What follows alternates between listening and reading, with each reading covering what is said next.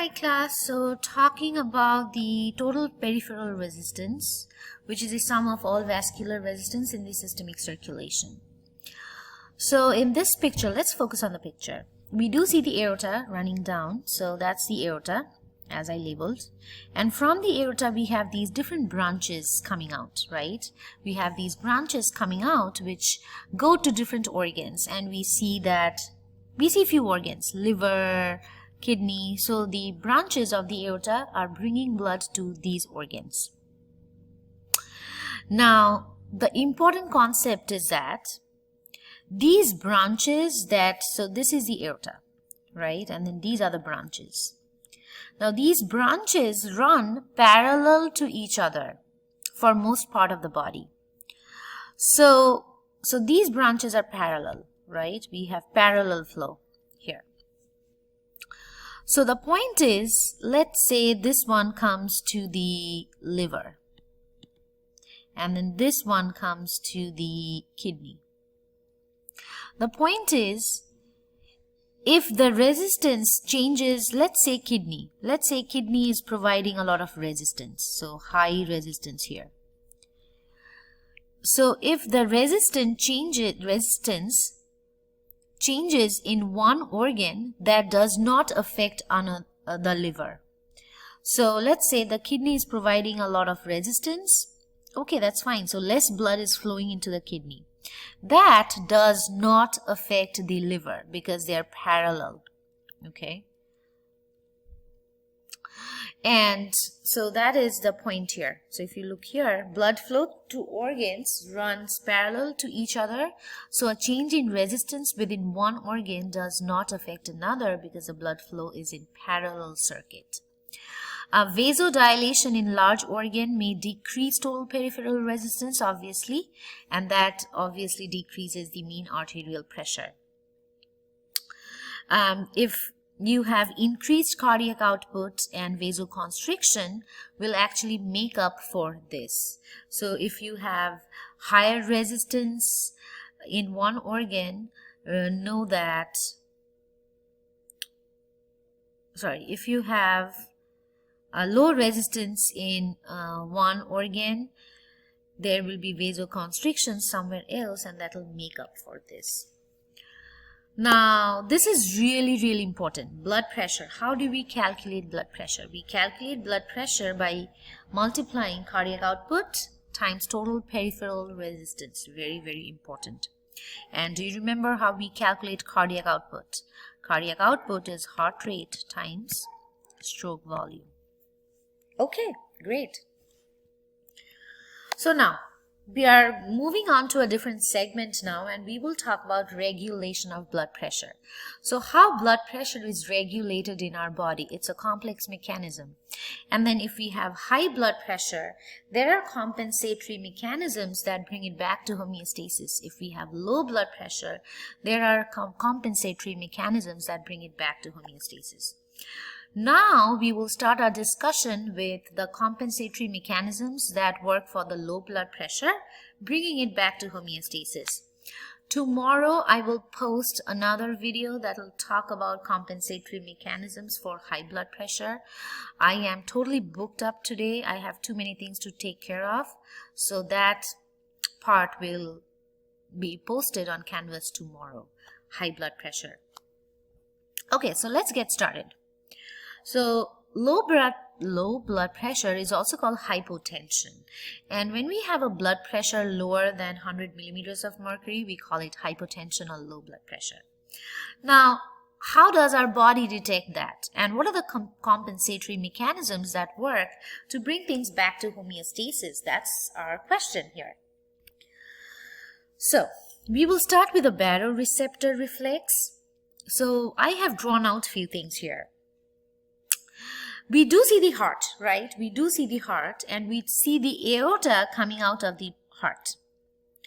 We see three branches coming off the aorta, and the aorta then arches and moves inferiorly to form the descending thoracic aorta, right? We see this.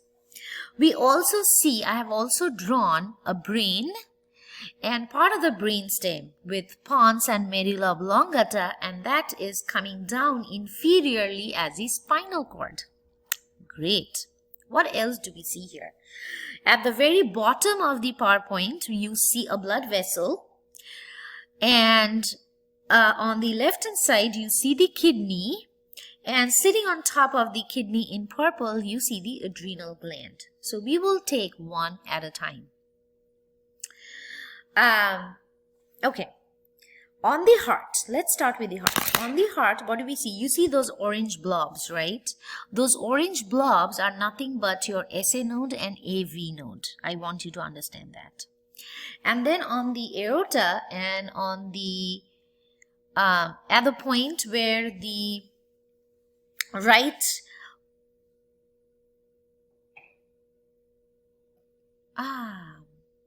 man, this is bad. I need to redraw something real quick. I didn't catch that.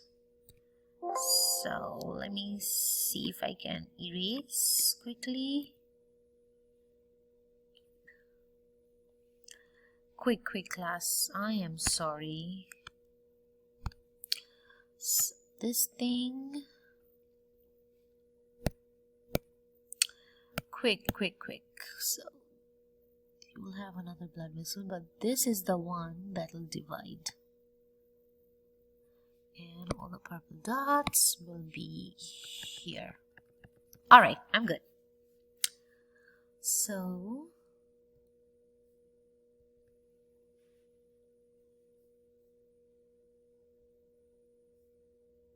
okay. So if you look at the heart, the orange blobs are the AV node and the SA node. Now, do you see the purple dots? Those are called sinuses. And these purple dots are the afferent pathways that will carry information to a specific center in the medulla oblongata. So first, this one right here, let me see if I can change color. No, it's not letting me. Awful. I don't know why it doesn't let me do it sometimes. So this is called the aortic sinus in purple. And this right here is called the carotid sinus. What do these sinuses do? Let's talk about this. Okay. These sinuses, the aortic sinus and the carotid sinus, they work as they are baroreceptors. And how do we define baroreceptors? Baroreceptors are stretch receptors. So baroreceptors, they are stretch receptors. What's the point, Rupa? The point is, if you have a stretch in the, let's say you have a blood vessel which is stretched. If you have stretch in the blood vessel, that activates these neurons, that activates the baroreceptors, and and these neurons then carry action potential to the medulla oblongata. If you have low blood pressure, let's say your blood pressure is low, will you have a lot of stretch? No. In that case, you will have less stretch, right? Less stretch on blood vessel. Will that stimulate the baroreceptors? No. Less stimulation of baroreceptors, right? So now we will see that the baroreceptors are not super stretched. I'll escape and then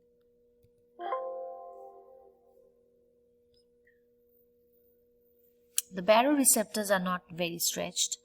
So these neurons, let me draw this out.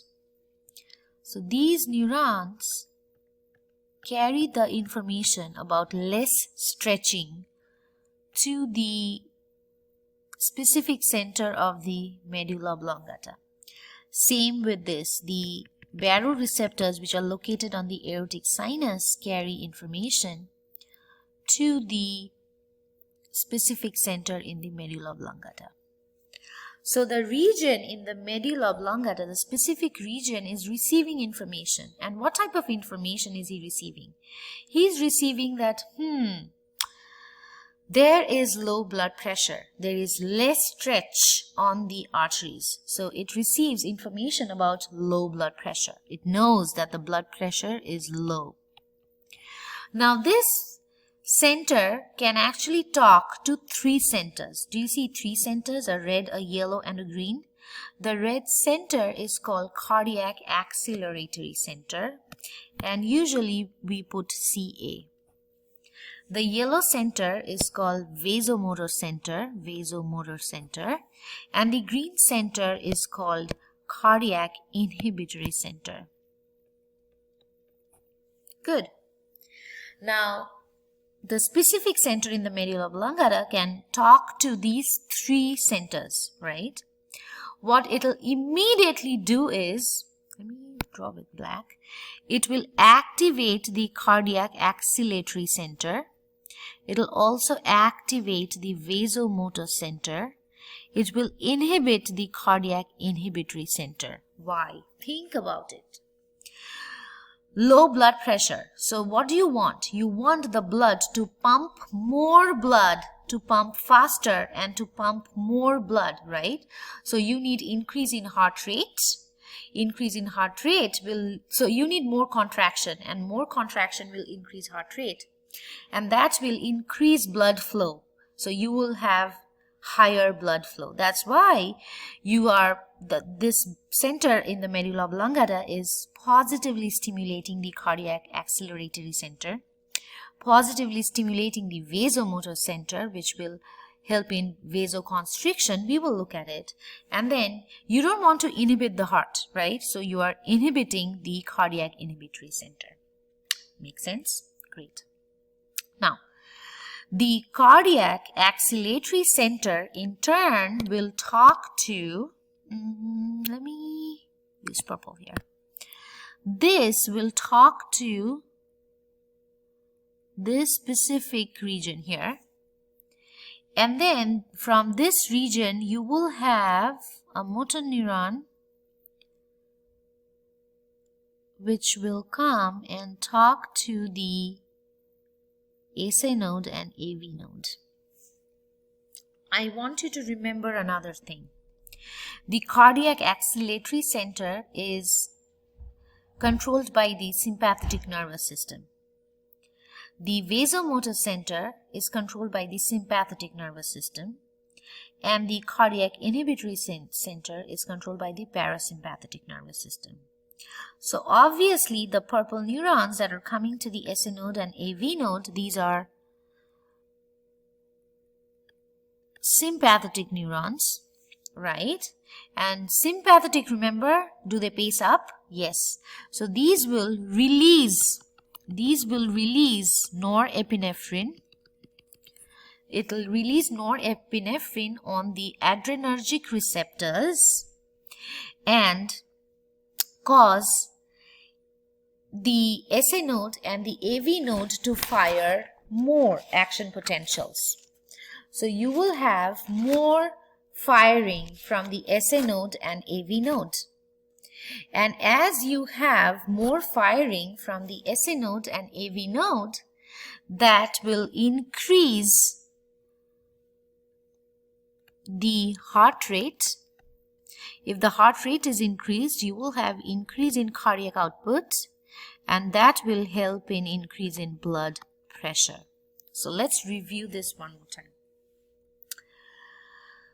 The baroreceptors located on the aortic sinus and the carotid sinus will carry information to the specific center in the medulla oblongata about low blood pressure. The specific center in the medulla oblongata will coordinate with the cardiac acceleratory center, vasomotor center, and cardiac inhibitory center. It will positively stimulate the cardiac acceleratory and the vasomotor center and negatively stimulate or inhibit the cardiac inhibitory center. The cardiac acceleratory center via parasympathetic innervation will innervate the SA node and the AV node, where the sympathetic neurons will release norepinephrine and epinephrine on the adrenergic receptors and will actually result in increase in heart rate, increase in cardiac output, and increase in blood pressure.